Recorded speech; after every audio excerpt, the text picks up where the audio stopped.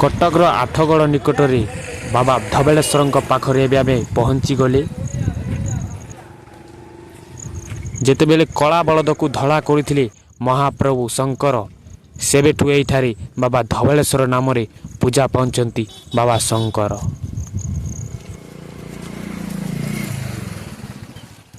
तो भिडियो रे आगो को रहंतु किपरि हेले यार स्टोरीटा कौन आपण को मु निश्चित सुनेबी।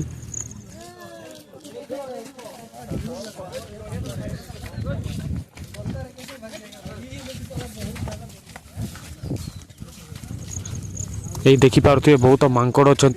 जदि आपण मैंने आसुंच ताले आपण मोबाइल पर्स हाँ आउ जदि बाघरू भोग किणुंट ताले टिके लुचेई घिरी आनिबे। केमिति पहुँचे प्रथमे आपण जानी रखु। प्रथमे तो आपण भुवनेश्वर को जीवे। सेठू भुवनेश्वर तालबणिया बस स्टाण्ड रु गवर्नमेंट बस रे जीवे तो ठीक सुविधा हम। मो बस सॉरी आम बस जोटा कि तालबणिया रु बादामबाड़ी बस स्टाण्ड को नौ 80 टंका आराम से आपड़ जी। सेठू जितेबाला आप पहुँची पड़े बादामबाड़ी रे सेठी आधा घंटा 45 मिनिट टाकिबे। तापर बस आसीबो बस नंबर 83 सेटा नेब आपन को सीधा धबलेश्वर 35-40 टंका रे नहीं जीवो। आपन आराम से पहुँची पूरा धबलेश्वर मंदिर सामना रे ही पहुँची। देखो भाई कौन यही गाड़ी पार्किंग रास्ता है।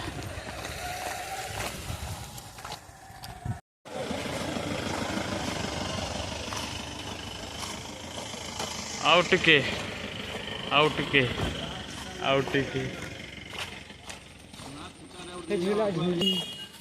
गन्ने काजू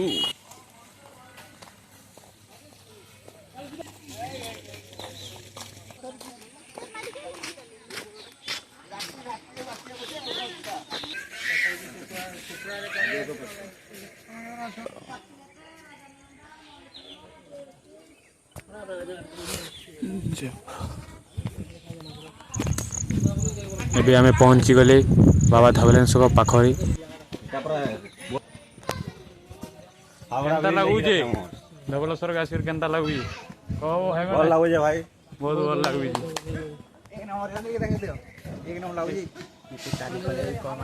लेकिन ब्रिज टा बहुत भलो छै हे हम शिव पार्वती गुरी देखैलो भाई डायलॉग पासरी दरा दिन क्षमा करो डायलॉग के पासरी सबटुआ आसे साथ देखो बाबा को मृत्यु एठू जदि आसीबो ठंडा फंडा कुरकुरे लाज फेज खाइबो किंतु आवर्जना करबेन भाई मंदिर भीतर सागे बाबा को मंदिर देखा गलानी। एठी प्रथम हाथ धोइबो तापर मंदिर को प्रवेश करबो। हाथ गोड़ आउ जो हां अभी देखवाले खाली पुल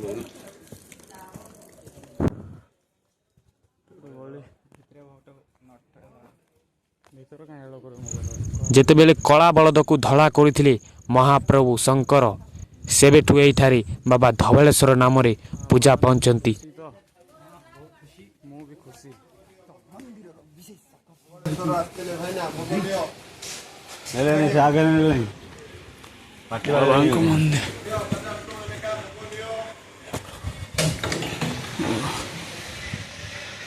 मंदिर परिसर किसी एमती ही होगी।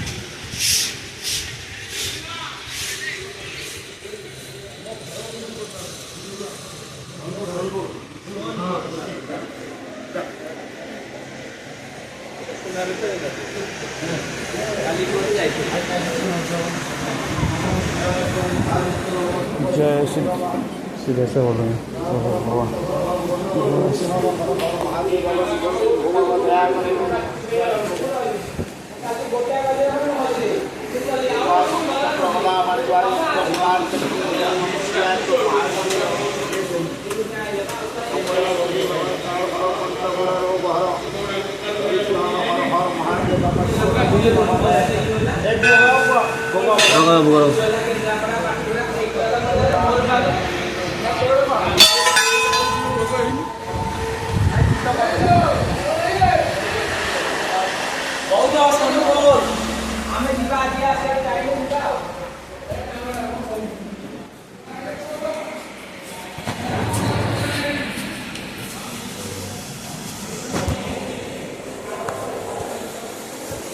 ଜୟ ବାବା ଧବଳେଶ୍ୱର।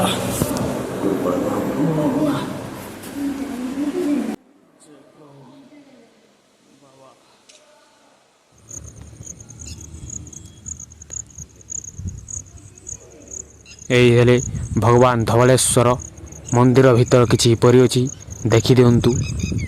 ଭଗବାନଙ୍କୁ ନମସ୍କାର କରିଦିଅନ୍ତୁ। ଜୟ ବାବା ଧବଳେଶ୍ୱର।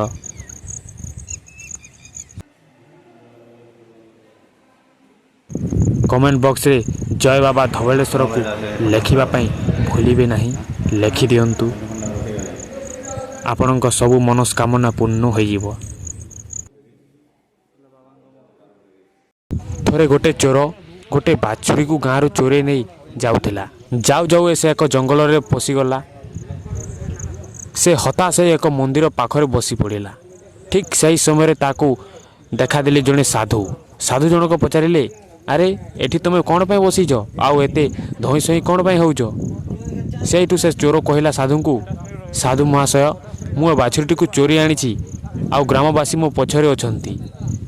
ସେଇଠୁ ସେ ସାଧୁ ତାଙ୍କୁ କହନ୍ତି, ଏ ବାଛୁରୀକୁ ଆଣ ଏ ମନ୍ଦିର ଭିତରେ ରଖିଦେବା।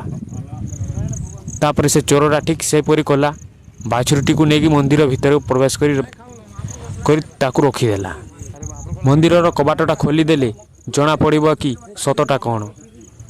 ଯେତେବେଳେ ସେମାନେ ସେ କବାଟଟାକୁ ଖୋଲିଦେଲେ ଦେଖିଲେ ସେ କଳା ବାଛୁରୀଟା ଧଳା ହୋଇଯାଇଥିଲା। ସେଇଠୁ ଭଗବାନ ସେଇଠି ହିଁ ପୂଜା ପାଇଲେ ବାବା ଧବଳେଶ୍ୱରଙ୍କ ନାଁରେ। ଆଉ ସେ ସାଧୁ ଜଣକ ଆଉ କେହି ନୁହେଁ, ଭଗବାନ ଶଙ୍କର ହିଁ ଥିଲେ। ତ କାହାଣୀଟା କିଛି ଏପରି ହିଁ ରହିଛି ଯାହା କିମ୍ବଦନ୍ତୀ ମାନେ କୁହନ୍ତି।